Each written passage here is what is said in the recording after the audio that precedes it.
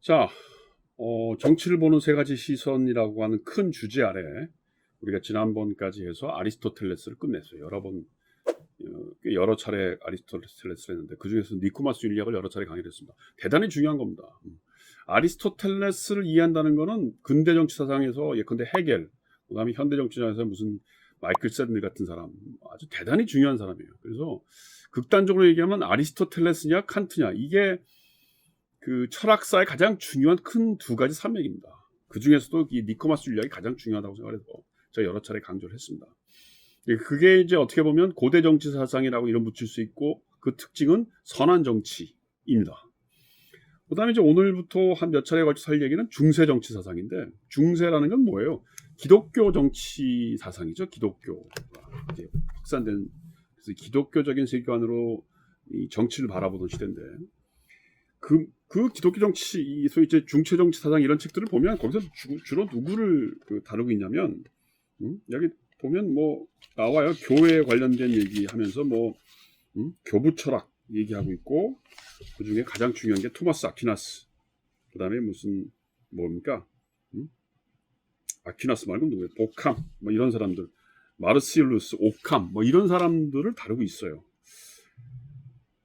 근데 나는 이런 식으로 중세 정치를 할 게 아니고 성경에 나와 있는 그 어떤 해석들을 현대적으로 어떻게 그 현대 정치에 응용하느냐. 그래서 현대 정치에 그 영향을 주고 있는 사람들을 다루겠다는 겁니다. 왜냐하면 아퀴나스나 오캄, 마르셀루스 같은 사람들의 정치 사상이라는 게 오늘날 현대 정치에서 큰 영향을 주고 있지는 않거든요. 그 사람들의 논리로 우리의 정치가 이루어지고 있지는 않단 말이에요.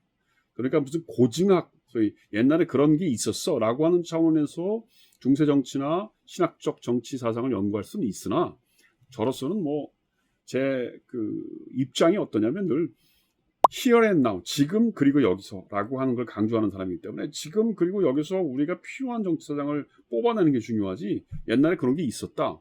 나로서는 조금 그 중요성이 별로 떨어진다는 거죠. 그래서 이 성경을 해석하면서 현실 정치에 굉장히 영향을 주고 있는 사상가를 몇 개 꼽는데 이런 책들이 많아. 이제 첫 번째가 바울에 관련된 뭐 아주 중요한 그 책들이 있습니다. 바울에 관련된 여러 가지 책들이 있는데 처음에는 이 바울의 사상을 좀 할까 그랬는데 너무 철학적이고 너무 현학적이라 이거를 실제로 신학적인 기반도 없고 그다음에 성경적인 기반도 없는 사람이 이걸 읽으면 너무 난해요.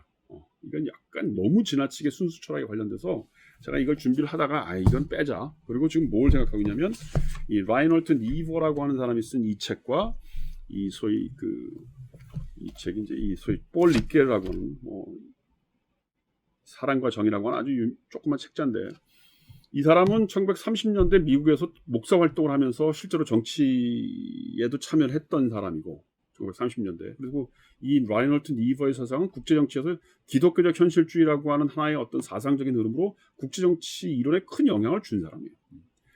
그다음에 이 사람은 뭐 현대 해석학의 거두죠. 돌아가신 지 몇 년 안 됐습니다. 1980년대, 60년대부터 한 2000년대까지 40년 동안 뭐 기호학, 해석학 뭐 이런 걸 통해서 하이데거나 무슨 이런 현대 철학을 재해석하고 그 중에 이제 이 성경을 새롭게 해석하는 하나의 어떤 흐름을 보여준 사람인데 나는 이 두 사람은 굉장히 중요해. 이 사람은 이제 국제정치 사상가로서의 어떤 이론가로서의 어떤 정치적인 현실주의를 보여준 사람으로 의미가 있고 이 사람은 새로운 윤리, 소위 이 정의나 저스티스와 이 라무르, 그러니까 이 책 제목이 저스티스 앤 라무르인데 사랑과 정의라고 하는 게 사실은 잘 어울리지 않는 거란 말이에요.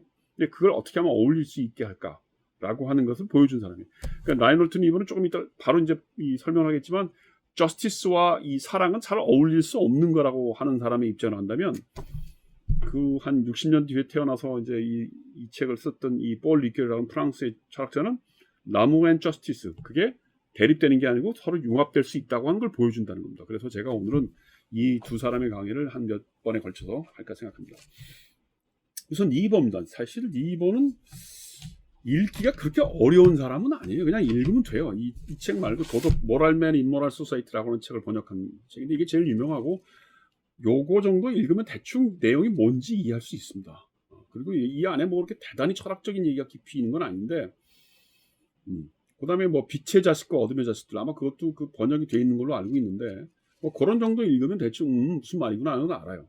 그러니까 한마디로 얘기하면 이런 겁니다. 기독교적인 가치관, 이 사람이 생각하는 게 뭐냐면 기독교적인 가치관, 예를 들어서 뭐 너의 원수를 사랑하라, 뭐 이웃을 사랑하라 이런 논리라고 하는 것이 개인들 간에는 의미가 있다는 거예요. 개인들 간에. 근데 이게 국가적인 차원으로 오면 사랑을 하라고 하는 그 어떤 성경적인 메시지가 국가 단위로 오면 잘 작동이 안 된다는 겁니다. 그런데도 여태까지 소위 이제 이 순수한 복음주의라고, 이 사람은 이제 그걸 세속적 복음주의, 자유주의적 신앙주의 뭐 이렇게 표현을 하는데, 그런 소위 이제 복음을 통해서 전 세계를 평화를 가져오고 뭐 정의로운 사회를 만들겠다고 생각하는 그런 신학자들은 그런 개인적인 수준에서의 사랑의 논리를 집단적인 혹은 국가적인 수준으로도 다 확장시킬 수 있다고 생각을 했다는 겁니다. 근데 그게 아니라는 거죠. 그게 잘못이라는 거예요. 내가 비록 목사지만 내가 보니까 그런 식으로 해가지고 내가 너의 이웃을 사랑하라, 뭐 왼쪽 뺨을 맞으면 오른쪽 뺨도 내놓으라 이런 식으로 해가지고는 세계적인 규모에서 일어나는 전쟁이나 폭력이나 이런 거를 제어할 수 없다는 겁니다. 또 하나는 이 사람이 이제 살고 있었던 시대가 1930년대 계몽주의의 어떤 미국의 낙관지, 계몽주의의 어떤 자유주의의 승리 뭐 이런 거를 이제 구가하던 시대니까 비슷한 맥락에서 그런 자유주의 정치 철학도 공격을 하는 거예요. 인간의 이성을 개발시키고 교육을 잘 해서 사람들을 각성시키면 뭐 사회적인 정의가 실현되고 그게 국가적인 정의나 국제 정치적인 정의로 다 실현될 거라고 하는 생각. 이게 소위 이제 윌슨의 자유주의고 무슨 국제연합이 만들어진 국제연맹이죠. 1930년대는. 그런 거에 밑받침이 됐다는 거예요. 근데 라이너트 니버라고 하는 사람은 이제 목사로서 아까 같이 성경적인 해석의 순수한 복음주의도 비판을 하지만 그런 어떤 자유주의 이상주의도 굉장히 그 순진한 생각이라고 보는 겁니다. 그러니까 한마디로 얘기하면 국가 차원에서의 논리 혹은 국제정치 차원에서의 논리는 힘의 균형이라고 하는 것이 없으면 정의가 이루어질 수 없다. 그러니까 개인적인 수준에서 사랑만 가지고는 안 된다는 겁니다. 그러니까 한마디로 얘기하면 기독교적인 가치관과 사회의 어떤 산업사회 문제라는 걸 어떻게 융합할 수 있을까를 고민하다가 한마디로 얘기하면 힘의 균형이라는 건 없이는 도덕적인 사랑도 사실은 불가능하다. 왜 그러냐면 인간이라고 하는 어떤 본성이라는 게 개인적인 수준에서는 뭐 기도 열심히 하고 공부 열심히 하면 사람이 순수하게 정화되고 사랑으로 정말 예수님의 말씀대로 살 수 있는 것 같아. 근데 이게 집단적인 수준으로 오면 그렇게 안 된다는 거예요. 그러니까 아무리 재밌는 표현 중에 리버가 했던 말 중에 재밌는 표현 중에 뭐냐면 아무리 종교적인 선의지를 가진 사람들이 모여 사는 국가도 그러니까 개인적인 수준에서는 모랄맨들이야 다. 근데 그 모랄맨들이 사는 국가는 모랄하지 않다는 거예요. 국가는 그렇게 모랄하지 않고 임모랄하다는 겁니다. 그러니까 이 책 제목 자체가 그 라이너트 니버의 사상을 그냥 한마디로 요약해줘요. 모랄맨이에요. 개인적인 수준에서. 그런데 그런 사람들이 모여 사는 집단인 국가는 모랄하지 않다는 거예요. 임모랄하다는 거예요. 그러니까 이 구별을 하지 않으면 정치적인 평화는 오지 않는다. 그러니까 사회의 평화는 오지 않는다. 그 다음에 사회의 정의도 실현되지 않는다는 겁니다. 그래서 이 사람이 얘기하는 건 정치의 영역을 인정해라 이런 겁니다. 그러니까 사실은 목사로서는 대단히 그 혁명적인 발언을 하는 거죠. 보통 우리나라 목사들이 이런 식으로 얘기하면 너는 그럼 하나님의 사랑에 뭐 전능함을 안 믿느냐 이런 식으로 비판받을 텐데, 그러니까 리버는 자기는 그렇게 생각하지 않는다는 거예요. 하나님의 사랑과 은총이 정치의 영역에 다 반영될 수 없다고 생각한다는 겁니다. 이제 그런 의미에서 보면 중세적인 신학관, 중세적인 정치관은 이미 현대 라이너트 니버에 오면 많이 변질되죠. 그리고 많이 뭐라고 할까요? 변화되는 겁니다.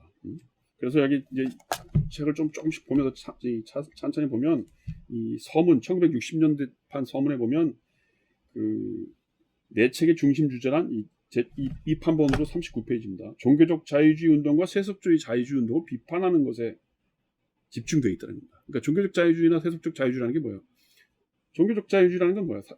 어떤 사랑하는 마음, 복음주의 자체로 세상을 평화롭고 정의롭게 할 수 있다 이거고. 그다음 세속적 자유주의라는 건 뭐예요? 인간의 이성 능력을 믿는 거죠. 그러니까 한편으로는 사랑을 믿는 거고 한편은 이성을 믿는 건데 그게 전부 다 잘못됐다고 보는 겁니다. 사실은 대단히 현실 감각이 좋은 사람이죠. 그래서 이 사람의 사상을 한마디로 기독교적 현실주의라고 해요.